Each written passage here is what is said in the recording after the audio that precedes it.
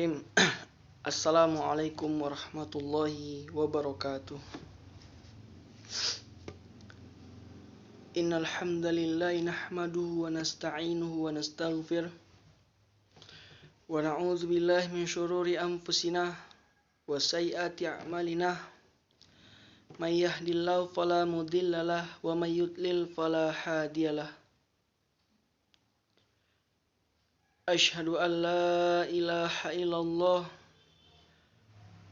wa asyhadu anna Muhammadan abduhu wa rasuluh allazi la rasula wa la nabiyya ba'da, amma ba'd.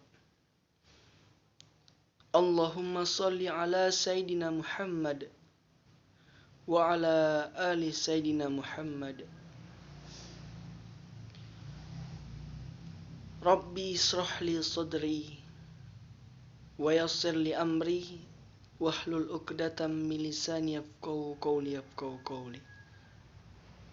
Yang pertama-tama, marilah kita panjatkan puja dan puji syukur atas kehadirat Allah Subhanahu wa taala, yang mana Ia telah memberikan kita segala nikmat, mulai nikmat iman dan Islam sehingga kesehatan. Segala puji bagi Allah, Rabb semesta alam, yang telah memberikan kita juga berbagai karunia. Karunia terbesar Allah berikan adalah karunia iman dan Islam. Karena Islam adalah nikmat terbesar dibandingkan nikmat lainnya, seperti nikmat harta dan nikmat dunia. Lalu, bagaimana cara mensyukuri nikmat yang telah Allah karuniakan? Kita diperintahkan untuk meningkatkan takwa kita kepada Allah Subhanahu wa taala. A'udzubillahi minasyaitonirrajim. Bismillahirrahmanirrahim. Ya ayyuhalladzina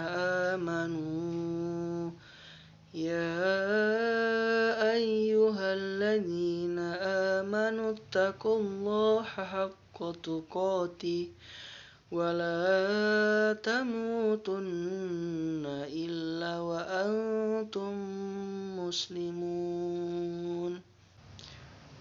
Hai orang-orang yang beriman, bertakwalah kepada Allah sebenar-benar takwa kepadanya.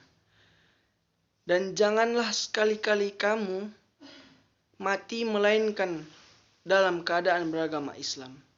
Quran Surah Ali Imran ayat 102. Yang kedua, salawat dan salam semoga tercurahkan pada junjungan dari suri tauladan kita, Nabi akhir zaman, Nabi besar Nabi Muhammad sallallahu alaihi wasallam. Allahumma salli ala Sayyidina Muhammad.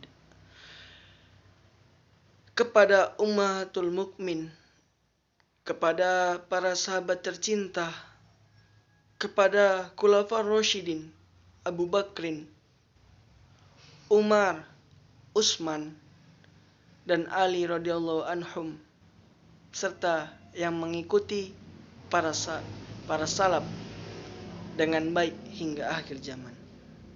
Kemudian yang ketiga, di sini saya akan menyampaikan sebuah pidato yang berjudul Sab'atu yuzilumullah fi zilli yauma la zilla illa zillu. 7 golongan yang dinaungi oleh Allah pada hari kiamat. Yang dimaksud dengan naungan di sini adalah arsy Allah sebagaimana dikuatkan riwayatnya oleh Ibnu Hajar dalam Fathul Bahri. Hadis lengkapnya berbunyi sebagai berikut. Anin Nabi an Abi Hurairah radhiyallahu anhu anin Nabi sallallahu alaihi wasallam qala sab'atu yuzilhumullah fi zilli yauma la zilla illa zilluhu. Dari Abu Hurairah radhiyallahu anhu dari Nabi sallallahu alaihi wasallam bersabda, 7 golongan yang dinaungi Allah dalam naungannya pada hari di mana tidak ada naungannya kecuali naungan Allah. Yang pertama adalah Al-Imamul Adil, yaitu imam atau pemimpin yang adil. Yang kedua, wasyabba tasya'a fi ibadatillah. Yang kedua adalah seorang pemuda yang tumbuh dewasa dalam beribadah kepada Allah. Yang ketiga, warajulu qalbuhu mu'allaqun fil masjid. Ada seorang laki-laki yang hatinya bergantung kepada masjid. Kemudian yang keempat, warajulani tahabba fillahi ijtima'a alai wa tafarraqa alai. 2 orang yang saling mencintai di jalan Allah, keduanya berkumpul karena Allah dan berpisah karena Allah. Yang kelima, wa rajulun da'atsu imra'atun zati mansibin wa jamalin faqala innani akhafallah. Seorang laki-laki yang diajak berzina oleh seorang wanita yang mempunyai kedudukan cantik, tetapi lelaki tersebut mengatakan, aku benar-benar takut kepada Allah.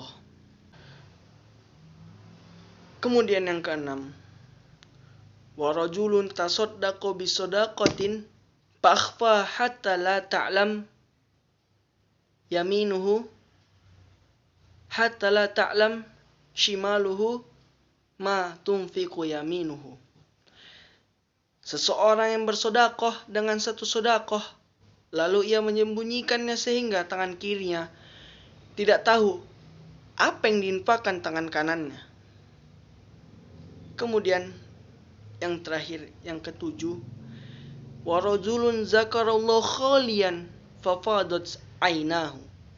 Seseorang yang berzikir kepada Allah dalam keadaan sepi, lalu ia meneteskan air matanya.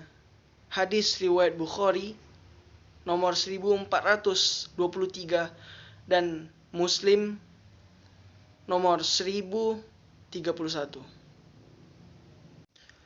Yang pertama, yang akan mendapatkan naungan Allah adalah pemimpin yang adil.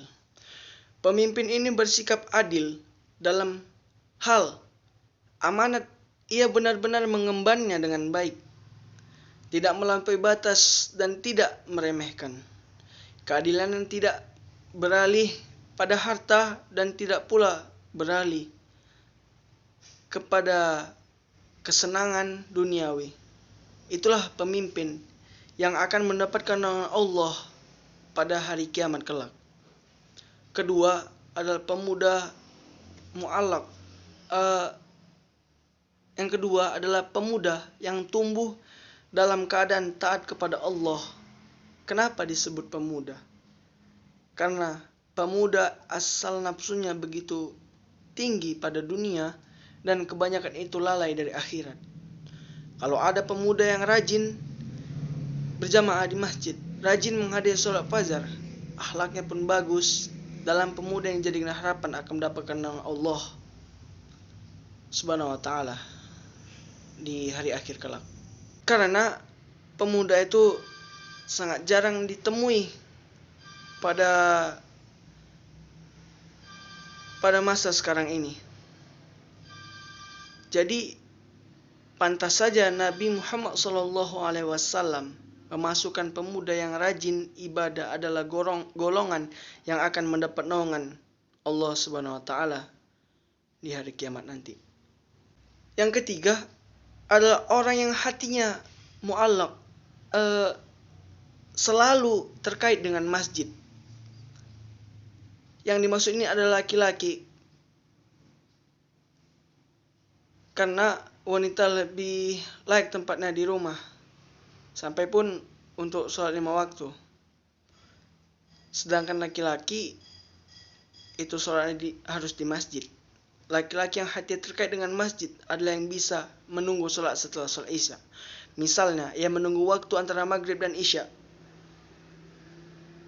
dengan berada dalam majelis ilmu, dengan mendengar kajian Al-Quran atau hadis Nabi SAW.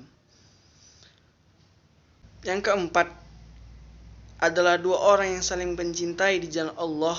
Keduanya berkumpul karenanya dan berpisah karenanya. Yang dimaksud adalah mereka yang berteman karena Allah, sehingga teman yang dipilih adalah karena tertarik dengan kesolehannya, bukan tertarik pada dunia atau hartanya. Pertemanan tersebut dibangun di atas iman sampai maut menjemput. Kemudian yang kelima adalah seorang laki-laki yang diajak berzina oleh seorang wanita yang mempunyai kedudukan cantik. Lalu laki-laki tersebut berkata, "Inni akhafullah, sesungguhnya aku takut kepada Allah." Ada wanita yang terhormat,